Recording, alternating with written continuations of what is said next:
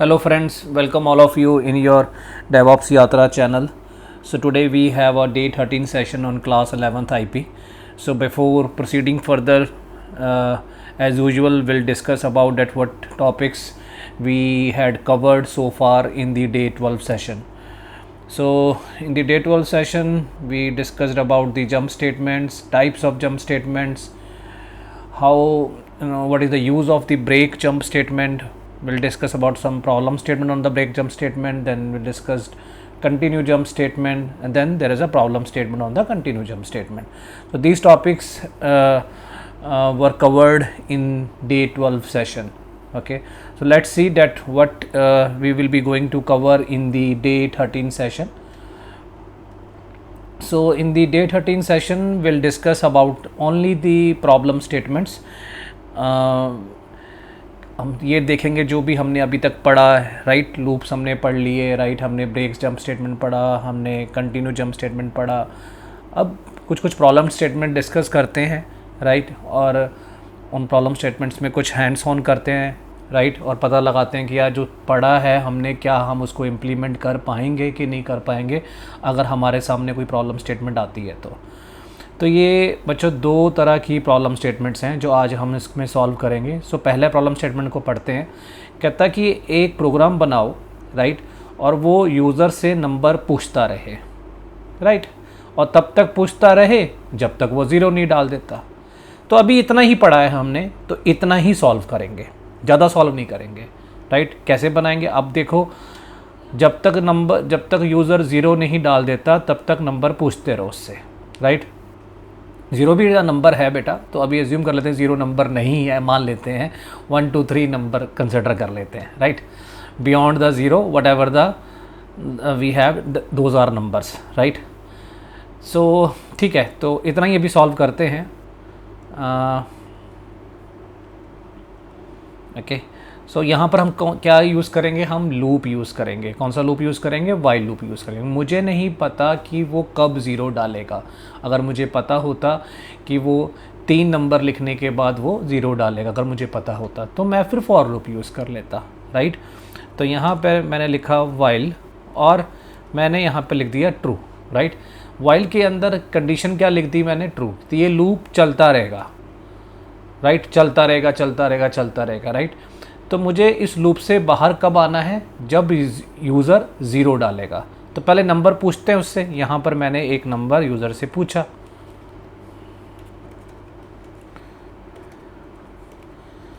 Enter any number. ये लो जी, मैंने user से नंबर पूछ लिया, राइट. अब नंबर क्या है, एक वेरिएबल है, राइट. तो इस वेरिएबल को हम ऊपर एक बना भी देते हैं, राइट. एज ऑफ नाउ मुझे नहीं पता कि मुझे इस वेरिएबल में क्या डालना है, तो मैंने डाल दिया नन, राइट. तो it's a empty variable, right. तो एक एम्प्टी वेरिएबल क्रिएट हो गया. यहाँ कंडीशन बेटा मैंने ट्रू डाल दी, राइट. मैंने ट्रू क्यों डाली, लास्ट वीडियो में मैंने ऑलरेडी ये डिस्कस किया था. अगर आपको नहीं पता तो आप अपनी लास्ट वीडियो एक बार गो थ्रू कर लो, उसके बाद ये वीडियो देख लेना, राइट. ठीक है जी. तो नंबर इनपुट हो गया और उसके बाद मुझे बोला गया है कि एज़ पर दी प्रॉब्लम स्टेटमेंट कि जैसे ही वो ज़ीरो डाले, राइट, तब तक नंबर पूछते जब तक वो ज़ीरो नहीं डाल देता, मगर जैसे ही वो ज़ीरो डाले तो ये प्रोग्राम चलना बंद हो जाए, राइट. तो if number is equal to zero, right. और यहाँ से मैं क्या कर दूँगा, ब्रेक का मतलब क्या होता है कि लूप की एग्जीक्यूशन को स्टॉप कर देना, राइट. लूप की एग्जीक्यूशन को वो स्टॉप कर देगा और आपके कंट्रोल को वाइल लूप के बाहर फेंक देगा, वाइल लूप के बाहर फेंक देगा. तो अगर वो बाहर फेंक देगा तो मैसेज आ जाएगा प्रोग्राम इज़ ओवर, राइट. तो ये मैसेज आ जाएगा. तो इतना ही अभी चलाते हैं, सेव करते हैं और इसको रन करते हैं. अब ओके, ये बेटा मैंने ट्रू जो है कैपिटल लेटर में लिखा है तो इसलिए एरर आया. तो ट्रू स्मॉल कि टाइटल केस में लिखना है आपने, टी कैपिटल, राइट. उसके बाद let me just save it, run करते हैं. एंटर नंबर 2, देखो चल रहा है, मैं नंबर डाल रहा हूँ, राइट. जैसे ही मैंने ज़ीरो डाला तो मेरा प्रोग्राम ओवर हो गया, राइट. तो अगर हम वापस अपनी प्रॉब्लम स्टेटमेंट में जाते हैं तो इतना पार्ट हमें अच्छे से क्लियर हो गया कि मुझे तब तक नंबर डलवाते रहना है जब तक वो ज़ीरो नहीं डालता. इतना पार्ट मैंने कर दिया. अब वो कहता है आगे पढ़ो, एज ही एंटर ज़ीरो, जैसे ही वो ज़ीरो डालता है तो हमें उस यूज़र को ये बताना है कि भाई तूने इतने तो इवन नंबर डाल दिए, इतने तो ऑड नंबर डाल दिए, इतने तूने प्राइम नंबर डाल दिए, राइट। तो यहाँ पे बेटा इस जगह पर नंबर डलता है, इस जगह पे बेटा नंबर डला, राइट। और उसके बाद नंबर अगर ज़ीरो होता है तो ब्रेक हो जाएगा, राइट।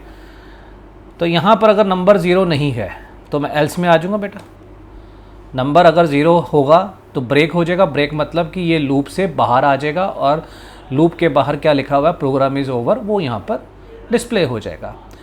अब मुझे कैलकुलेट, जैसे ही वो नंबर डाले अगर वो ज़ीरो नहीं है तो मुझे एवेल्यूएट तो करना है। क्या एवेल्यूएट करना है कि भाई क्या वो नंबर जो उसने डाला है क्या वो इवन है। तो पहले इतना ही करते हैं, क्या वो इवन है, राइट। तो पहले इतना ही करते हैं। तो यहाँ पे मैंने लिखा else if number %2 is equal to zero, right.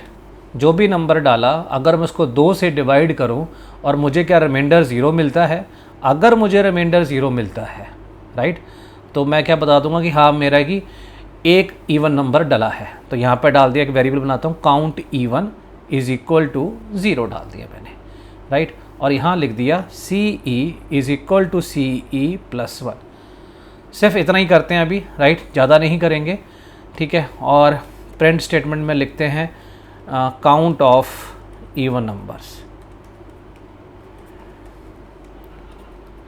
Right. सिर्फ इतना ही करते हैं अभी। तो दोबारा से समझा देता हूँ, अगर नंबर ज़ीरो नहीं होगा तो एल्स के अंदर जाएगा, एल्स के अंदर क्या लिखा हुआ है वो चेक करें क्या मेरा नंबर 2 से डिवाइड होकर रिमाइंडर ज़ीरो आता है। अगर आता है तो उसका जो काउंट है, ये जो वेरिएबल है काउंट इवन, ये वेरिएबल 1 से इंक्रीमेंट हो जाएगा, राइट। मैंने 10 डाला, वो मेरा इवन नंबर है तो वो काउंट सी ई का जो काउंट है वो बढ़ जाएगा 1 से, तो 1 बन जाएगा। मैंने 11 डाला जो कि इवन नहीं है तो सी ई का जो काउंट है वो 1 से बढ़ेगा नहीं। मैंने 12 डाला, राइट, 12 जो है वो इवन नंबर है तो सी ई का काउंट फिर 1 से बढ़ जाएगा, तो सी ई कितना हो जाएगा, टोटल 2 हो जाएगा, राइट। चेक करते हैं ज़रा, इसको सेव करते हैं, इसको रन करते हैं। यहाँ डाला बेटा मैंने 10, 11 डाला, 12 डाला और उसके बाद मैंने ज़ीरो डाला। तो जैसे ज़ीरो डालेगा प्रोग्राम टर्मिनेट हो जाएगा, टर्मिनेट कह रहा हूँ, लूप से बाहर आ जाएगा। लूप से बाहर आ जाए मुझे क्या बोलेगा, काउंट कितना है इसका, 2। कितने इवन नंबर डल गए, count of even numbers 2, right. देखो 10 and 12 जो मैंने अभी आपको समझाया था, राइट। इसी तरह से आगे चलते हैं, राइट। तो यहाँ पे लिखा else elif number %2 not equal to zero. अब वो नंबर अगर, राइट, 2 के टेबल में नहीं आता तो वो क्या होगा, ऑड नंबर होगा। तो C O is equal to C O plus 1, right. तो यहाँ पर मैं सी ओ करके एक वेरिएबल बना देता हूँ 0, राइट। और ठीक इसके नीचे यहाँ पर एक प्रिंट स्टेटमेंट डाल देता हूँ count of odd numbers, right. तो अब देखो आपका जो 11 है वो आपका प्राइम, अब वो आपका इवन नंबर तो है नहीं, राइट। तो किस में जाएगा, सेक्शन में एल्स इफ में चला जाएगा, राइट, क्योंकि वो 2 से डिवाइड करके रिमाइंडर 0 नहीं आता। तो सी ओ इंक्रीमेंट हो जाएगा वेरिएबल के, ये वेरिएबल की वैल्यू इंक्रीमेंट हो जाएगी बेटा 1 से, राइट। तो अभी आपको रन करके दिखाता हूँ ज़रा, राइट। अब देखो मैंने 10 डाला, 11 डाला, 12 डाला, 13 डाला, 14 डाला, 15 डाला। देखो 10, 12 और 14, राइट, ये 3 क्या है, इवन नंबर्स। तो काउंट ऑफ इवन नंबर्स कितना आना चाहिए, 3। 11, 15, राइट, ये आपका क्या है, ऑड नंबर, इसका काउंट क्या आना चाहिए आपका, 2, राइट। मैंने यहाँ पे 0 डालता हूँ। Okay, count of even numbers 3, right, count of odd numbers 3, 15, okay sorry 13 भी तो था ना, मैंने कंसिडर नहीं करा। सो 10, 12 and 14, 11, 13 and 15, right? So count of even numbers 3 and the count of odd numbers are 3, right? And program is over, right? तो यहाँ तक हमें पूरा फंडा क्लियर हो गया है, ठीक है।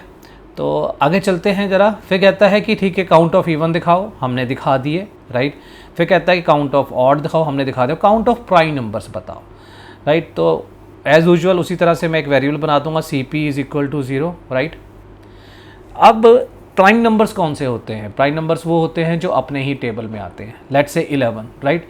11 किसी और टेबल में नहीं आता, 11 अपने ही टेबल में आता है। 13, राइट, वो अपने ही टेबल में आता है और कहीं नहीं आता। Still 11 is a odd number, right? Still 13 is a odd number, right? But these are also prime number as well, right? Now how will you evaluate that whether that number is prime number or not, right? एक simple सा फंडा है, मैं आपको समझाता हूँ ज़रा कि ये देखो एक नंबर है 11, राइट।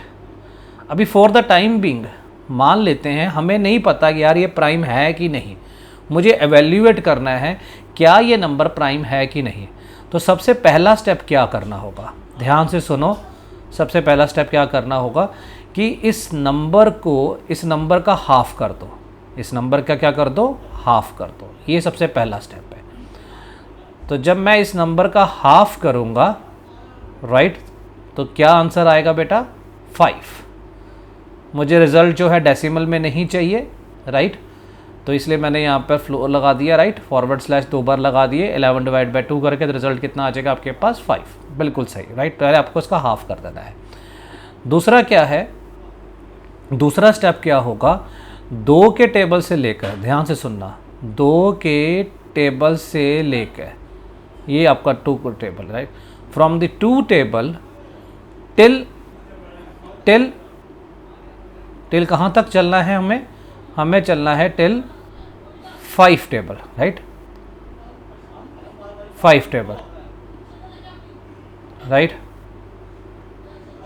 Till 5 table, right. तो 2 से टेबल से लेके 5 के टेबल तक हमें ये चेक करना है कि क्या 11 आता है कि नहीं आता। थर्ड हमने क्या करना है इसके अंदर कि वेरीफाई, राइट, कि जो 11 जो है वो एग्जिस्ट करता है कि नहीं, राइट। तो ये मुझे वेरीफाई करना है।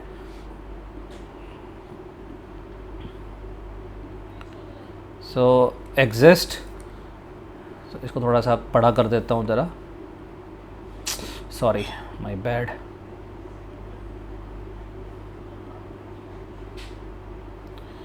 ओके, इसको बड़ा करते हैं। Exist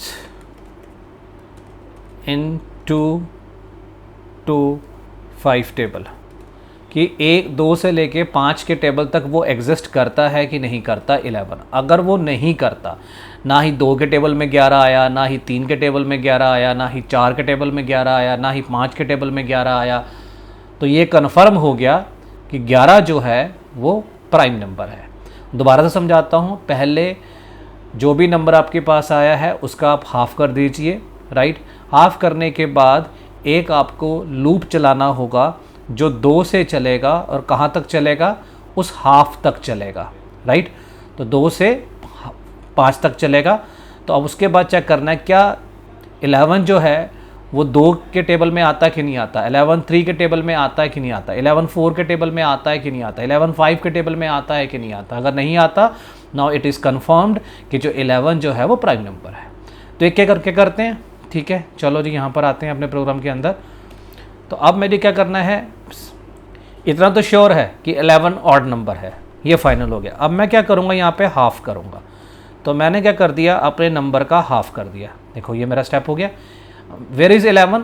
11 is in a variable, right, जिसका नाम है एन ओ।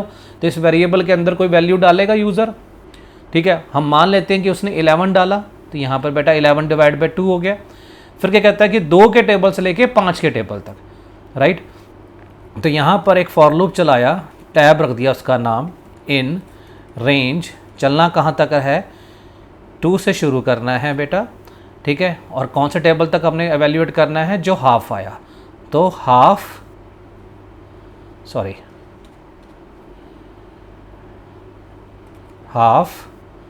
+1 करूँगा बेटा। स्टॉप वैल्यू का नेचर आपको बता रखा था मैंने, और ये मेरी स्टेप वैल्यू हो गई। इतना हो गया। अब मुझे चेक करना है कि 2 के टेबल में 11 आता है कि नहीं आता। फिर उसके बाद नेक्स्ट आइटरेशन होगा तो टैब नाम के वेरिएबल में क्या जाएगा, 3 जाएगा। उसके बाद नेक्स्ट आइटरेशन होगा, टैब नाम के वेरिएबल में क्या जाएगा, 4, देन फिर 5, राइट। तो यहाँ देखो मैं यहाँ पे चेक कर रहा हूँ क्या मेरा नंबर, राइट, 2 के टेबल में आता है कि नहीं आता। अब 2 किस में है, ये जो 2 है वो किस में है, इस वेरिएबल में है। तो instead of writing the 2 I will write tab. अगर आता होगा तो रिमाइंडर 0 होगा, ठीक है। तो अगर 11, बेटा ध्यान से सुनना मेरी बात, अगर 11 जो है 2 के टेबल में आ गया तो क्या आप 11 को 3 से चेक करोगे, 4 से चेक करोगे, 5 से चेक करने की जरूरत है नहीं। वो तो भैया 2 के टेबल में ही आ गया ना, चेक करने की जरूरत ही नहीं है, राइट राइट। तो मुझे इस लूप को नहीं चलाना, मुझे इस लूप से बाहर निकलना है। तो मैं यहां पे क्या यूज कर दूंगा, ब्रेक। क्लियर हो गया फंडा, क्लियर होगी बात, ठीक है। अब अगर मान लो कि वो नहीं हुआ, ऐसा नहीं हुआ, तो यहां पे एल्स में आ जाएगा, राइट।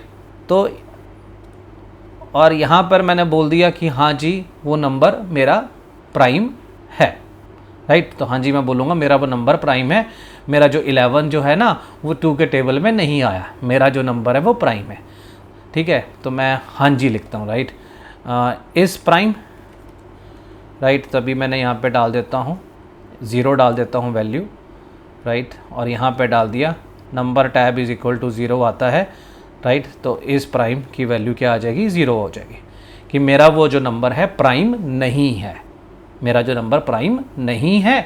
और यहाँ से हो गया ब्रेक, राइट। नहीं, अगर तो 11 जो है वो 2 के टेबल में नहीं आया तो इसका मतलब कि अभी तक तो भाई वो नंबर क्या चल रहा है, प्राइम ही है। समझ में आई बात कि नहीं आई। तो ये लूप चलेगा, इस लूप चलने के बाद ये डिसाइड हो जाएगा कि मेरा वो जो नंबर है प्राइम है कि नहीं, ये फाइनलाइज हो जाएगा, राइट। दोबारा से आपको समझा देता हूँ, 11 जो है वो 2 के टेबल में आता है। अगर 11 2 के टेबल में आ गया तो इसका मतलब कि आपका जो नंबर है वो प्राइम नहीं है। तो इस प्राइम की वैल्यू मैंने क्या सेट कर दी, 0। तो एक बार अगर 11 2 के टेबल में आ गया, उसके बाद मुझे 3 के टेबल में उसको चेक नहीं करना, तो यहाँ मैंने ब्रेक लगा दिया। जैसे ब्रेक लगाऊंगा मैं इस वाले फॉर लूप से बाहर आ जाऊंगा। अब अगर मान लो कि 11 2 के टेबल में नहीं आता तो वो एल्स के पार्ट में जाएगा, तो क्या बोलेगा, हाँ जी जी आपका नंबर प्राइम है, राइट। फिर उसने 11 को 3 से टेबल से चेक करा जो कि 0 नहीं आया, हाँ जी जी आपका नंबर प्राइम है। 4 से चेक करा तो इस प्राइम की वैल्यू 1, 5 से चेक करा इस प्राइम की वैल्यू 1। तो इसका मतलब ये श्योरिटी होगी कि इस लूप के बाहर आपको इस प्राइम की वैल्यू, अगर मैं प्रिंट कराऊं, अगर मैं इस प्राइम की वैल्यू को प्रिंट कराऊं तो वो क्या प्रिंट करेगा, या तो 0 या तो 1, राइट।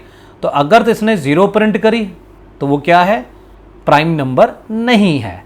और अगर उसने 1 प्रिंट किया, यस वो प्राइम नंबर है, यही तो होगा ना। तो मैं प्रिंट नहीं कराने के बजाय इस लूप के बाहर मैं यहाँ पे एक कंडीशन लिखता हूँ, इस प्राइम इज इक्वल टू 1। अगर इस प्राइम इज इक्वल टू 1 आया, मैं इस लूप के चलने के बाद मुझे जो रिजल्ट है, मेरे पास आंसर जो है वो 1 आता है, तो मैं क्या कर दूंगा बेटा, मैं अपना काउंट जो मेरा वेरिएबल है प्राइम से रिलेटेड उसको इंक्रीमेंट कर दूंगा 1 से। तो CP is equal to CP plus 1, right, इतना कर दूंगा, राइट। क्लियर होगी बात।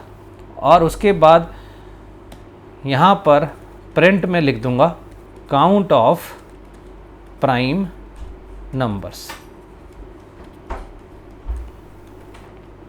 तो ये मेरा काउंट ऑफ प्राइम नंबर्स हो गया, राइट। तो अब दोबारा से देख लेते हैं, इतना आपको पूरा पार्ट समझा दिया, राइट। अगर इवन नंबर होगा तो यहाँ जाएगा, ऑड नंबर होगा तो यहाँ जाएगा। अगर ऑड नंबर है still we want to check कि वो प्राइम नंबर है कि नहीं, तो वो मैंने जो लॉजिक मैंने यहाँ पे बेटा आपको समझाया था पेंट के अंदर, पहला स्टेप ये था, राइट। फिर दूसरा स्टेप, फिर तीसरा स्टेप ये था कि 11 एग्जिस्ट करता है 2 to 5 टेबल के अंदर को नहीं, राइट। तो वही करा, देखो हाफ किया, राइट। फिर 2 के टेबल से लेके 5 के टेबल तक उसको लूप को चलाया, फिर उसको चेक किया कि वो एग्जिस्ट करता है कि नहीं करता, और उसके बेसिस पे मैंने डिसाइड किया कि क्या ये प्राइम है कि नहीं, येस और नो, राइट। तो यहाँ पर इस prime is equal to value 0 कर दिया, it means it is not a prime number. अगर इस प्राइम की वैल्यू 1 होती है तो yes it is a prime number. तो इस लूप के चलने के बाद मेरे पास रिजल्ट क्या आएगा, या तो इस प्राइम के अंदर वैल्यू 0 आएगी या फिर 1 आएगी। अगर 1 आएगी तो मैं अपना जो काउंट का जो CP नाम का जो काउंट है उसको मैं इंक्रीमेंट कर दूंगा 1 से, राइट। क्लियर हो गया फंडा। अब देखते हैं, रन करते हैं और एक्सपेक्टेड रिजल्ट हमें मिलता है कि नहीं मिलता, राइट। इसको सेव करते हैं और इसको रन करते हैं। 10 डाला, 11 डाला, 12 डाला, 13 डाला, 14 डाला, 15 डाला, राइट। और मैं अब 0। अब बताओ, देखो 10 जो है, 12 जो है और 14 जो है, ये आपके इवन नंबर्स हैं। तो काउंट ऑफ इवन नंबर्स कितना हो गया, 3 हो गया। और मैं यहाँ पर 16 भी डाल देता हूँ, चलो, राइट। अब 0 डाल देता हूँ। तो 10, 12, 14 और 16 these are the even numbers. तो काउंट ऑफ इवन नंबर्स कितना हो गया बेटा, 4 हो गया। Now 11, 13 and 15। Now count of odd numbers कितना हो गया, 3, राइट। इवन नंबर्स का काउंट 4, ऑड नंबर्स का काउंट 3, राइट। अब प्राइम नंबर्स कौन से हैं, 11 और 13। तो इसका काउंट कितना आना चाहिए, 2 आना चाहिए, राइट। तो यही हमारा एक्सपेक्टेड रिजल्ट है। अब देखते हैं, ये देखो इवन नंबर का काउंट कितना आ गया, 4 आ गया। ऑड नंबर का कितना आ गया, 3 आ गया। प्राइम नंबर का काउंट कितना आ गया, 2 हो गया। Program is over, right. This is how you know we solve the problem statement, ठीक है। तो धीरे धीरे एक एक करके उसको पढ़ो, फिर उसका प्रोग्राम बनाओ, उसको चला कर देखो, फिर आगे पढ़ो, फिर उसको बनाओ प्रोग्राम को, फिर चला के देखो। तो इस तरह से आप देखोगे आपका ये पूरी प्रॉब्लम स्टेटमेंट आपकी सॉल्व हो गई, राइट। ओके जी, सो अगले क्वेश्चन पे चलते हैं कि right a program to print following series. तो ये वाली सीरीज़ आपको प्रिंट करनी है, कैसे करेंगे, बहुत इजी है इस सीरीज़ को प्रिंट करना। तो मैं सिंपली इस सीरीज़ को ड्रॉ कर देता हूँ। पहले यहाँ पर 1 के बाद 2, देन 1 2 3, 1 2 3 4, देन 1 2 3 4 5। जब भी आपके पास इस तरह से कुछ सिचुएशन आएगी, यार मुझे इस तरह का आउटपुट जो है वो स्क्रीन पे प्रिंट करना है, राइट। तो आप इसको कैसे करोगे, इट कुड बी 1 2 3 4 5 6 भी हो सकता है, 1 2 3 4 5 7 6 7 भी हो सकता है, राइट। तो जब भी आपके पास ऐसा सिचुएशन आए कि हाँ भी यार मुझे इस तरह का आउटपुट है वो स्क्रीन पर डिस्प्ले करना है, हम उसको कैसे करेंगे। सबसे पहले आप पता करो कि नंबर ऑफ लाइंस कितनी है, right. This is the line number 1, right. This is the line number 2, right. This is the line number 3। Total मेरे पास कितनी लाइनें हैं, ये 5 लाइनें हैं, राइट। टोटल कितनी लाइनें हैं, 5 लाइनें हैं। तो एक इसको आप बेटा लिख लेना, स्क्रीन को पॉज करके अपना वीडियो को अपनी पॉज कर लेना, और जितना भी बेटा मैंने समझाया है इसको अच्छे से उतार लेना बेटा, राइट। क्लियर है, ओके। तो इसको बनाते हैं। सबसे पहले हम काम करते हैं, कितनी लाइनें हैं, 5 लाइनें। यहाँ पे 6 भी हो सकती हैं, 7 भी हो सकती हैं, राइट। तभी अज्यूम करते हैं कि ये 5 लाइनें हैं और 5 लाइनें के हिसाब से प्रोग्राम बनाते हैं। तो हमें पता है कि मुझे ये काम कितनी लाइनों के लिए करना है, 5 लाइनों के लिए करना है। तो मैंने एक फॉर लूप चलाया, यहाँ लिखा लाइन नंबर इन, ध्यान से देखना, रेंज स्टार्ट करना है 1 से, यहाँ पे 6 डाल दिया और यहाँ पे 1 डाल दिया, राइट। तो मेरा लाइन नंबर हो गया। तो अब देखो हर एक लाइन नंबर के साथ हो क्या रहा है, ध्यान से देखना, हर एक लाइन नंबर के साथ क्या हो रहा है। अगर लाइन नंबर 1 है, ध्यान से सुनना, अगर लाइन नंबर 1 है तो क्या प्रिंट हो रहा है, 1 हो रहा है। अगर लाइन नंबर 2 है तो क्या प्रिंट हो रहा है, स्टार्ट कर रहा है फिर वो लाइन नंबर 1 से और टिल लाइन नंबर तक प्रिंट हो रहा है, ध्यान से देखो। अगर 3 है, लाइन नंबर 3 है, then again it starts from 1 and run till the line number, right. उसी तरह से अगर लाइन नंबर 4 है, then again it starts from 1 और run till the line number, कितना लाइन नंबर, 4। यही हो रहा है, राइट। अब यहाँ पर सपोज थोड़ी देर के लिए मान लो कि इस लाइन नंबर में कितना आ गया, 4 आ गया। तो मुझे प्रिंट करना है 1 से लेकर 4 तक, यही करना है ना मुझे। तो यहाँ पे करता हूँ for PRT print in range, ठीक है, स्टार्ट कहाँ से करना प्रिंटिंग, 1 से, 1 से प्रिंटिंग स्टार्ट करनी है। चलना कहाँ तक है, प्रिंट कहाँ तक करना है, लाइन नंबर तक। और लाइन नंबर मैंने अभी क्या माना, बोला कि 4 मान लो, तो यहाँ लिख दिया लाइन नंबर +1। तो 4 होगा, 4 + 1 होगा 5, तो ये लूप कितनी बार चलेगा, 4 बार चलेगा। स्टेप वैल्यू कितनी कर दी, 1 कर दी, राइट। उसके बाद मुझे प्रिंट कर देना है इसको 1 2 3 4 ऐसे होगा। तो जब ये लूप चलेगा, पहली बार चलेगा, फर्स्ट आइट्रेशन चलेगा, तो PRT में क्या पर आएगा, 1 आएगा। सेकेंड आइट्रेशन में क्या आ जाएगा, 2, देन 3, देन 4, राइट। उसके बाद ये ऑटोमेटिकली ये फॉर लूप चलना बंद हो जाएगा, राइट। तो यहाँ लिख दिया मैंने प्रिंट PRT। तो अगर आपको प्रिंट का डिफ़ॉल्ट नेचर पता हो, जब भी आप प्रिंट स्टेटमेंट फंक्शन आप यूज़ करते हो, आपने 5 बार यूज़ किया, तो उसका जो आउटपुट आता है वो नेक्स्ट लाइन में आता है। हम चाहते हैं कि उसका आउटपुट नेक्स्ट लाइन में ना आकर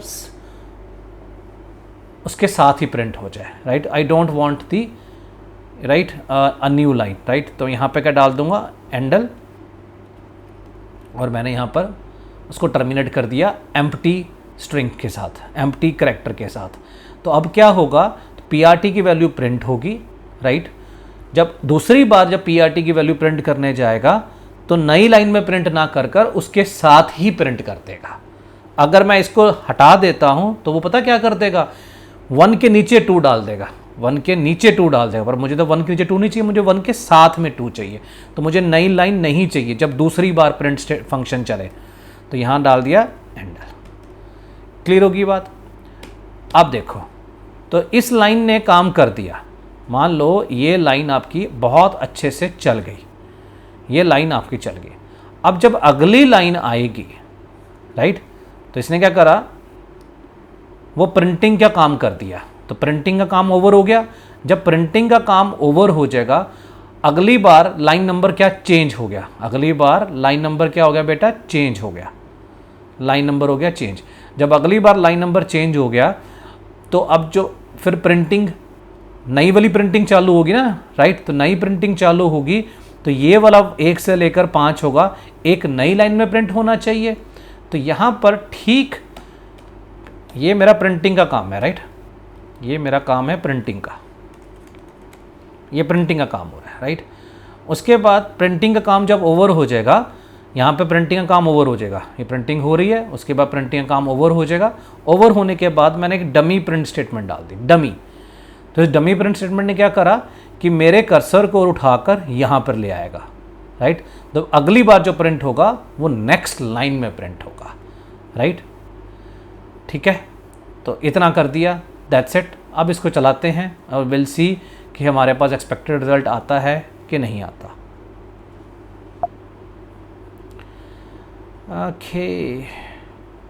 ओके, मैंने एंडल यूज़ कर दिया, तो एंडल नहीं है होता, जस्ट मुझे इसको बंद कर देता हूँ।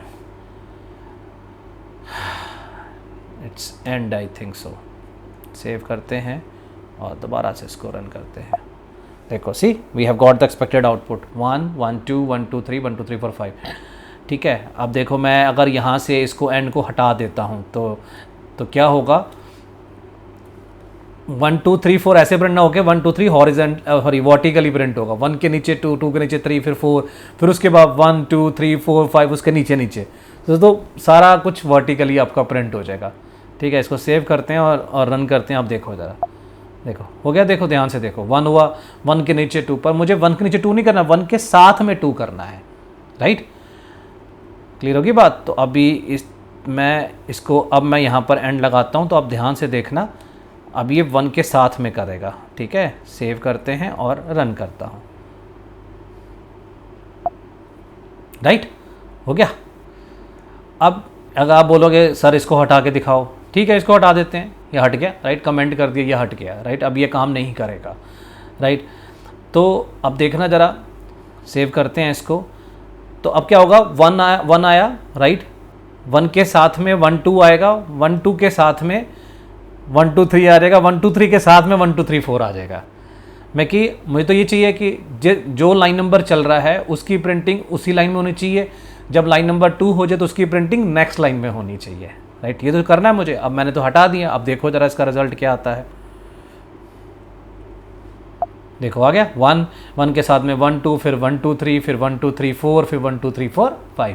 तो इसलिए जब प्रिंटिंग का काम ओवर हो जाए I want a new line, right. तो उस न्यू लाइन को देने के लिए मैंने यहाँ पे क्या कर दिया बेटा, एक डमी प्रिंट स्टेटमेंट डाल दी और उसमें मैंने कुछ भी नहीं लिखा, सिंपली उसने एक नई लाइन मेरे लिए जनरेट कर दी ताकि न्यू लाइन के लिए जो प्रिंटिंग हो बिल्कुल फ्रेश हो, राइट। तो अब इसको रन अगर करूँगा तो I must get expected output. See we have got the expected output, right. तो इसको लिख लेना बेटा। तो जैसे अब ये देखो यहाँ पे हमने क्या और भी चीज़ें सीख ली, नेस्टेड लूप भी सीख लिया, राइट, कि लूप के अंदर लूप कैसे चलाते हैं ये भी आपको पता चला आपको, राइट। तो वापस चलते हैं। तो मेरा इस प्रॉब्लम स्टेटमेंट को डिस्कस करना चाहिए था कि आपको ये सीरीज़ अगर बनानी हो तो आप सीरीज़ कैसे इसको प्रिंट करें। अब ये बहुत डायनामिक बन गई है सीरीज़। अगर मुझे कल को कि मुझे यार ये सीरीज़ और अच्छी बड़ी बनानी है तो मैं सिंपली यहाँ पे 11 लिख दूंगा, राइट, और देखो जादू, राइट। सिंपली आप इसको रन करते हैं, सी, राइट, उतना बड़ी बन गई सीरीज़। ओके, सो हमने यहाँ पे ये सीरीज़ बनाना भी सीख लिया, लूप के अंदर कैसे लूप बनाना है हमने वो भी सीख लिया, राइट, नेस्टेड लूप का फंडा भी सीख लिया। तो अगले ही सेशन के अंदर हम फिर कुछ 2 प्रॉब्लम स्टेटमेंट डिस्कस करेंगे ताकि आपका लूप्स के ऊपर अच्छे तरह से हैंड्स ऑन आपको मिल जाए और उसके बाद मैं आपको एक असाइनमेंट भी दे दूँगा, राइट। ओके जी, मिलते हैं फिर अगले सेशन में, बाय।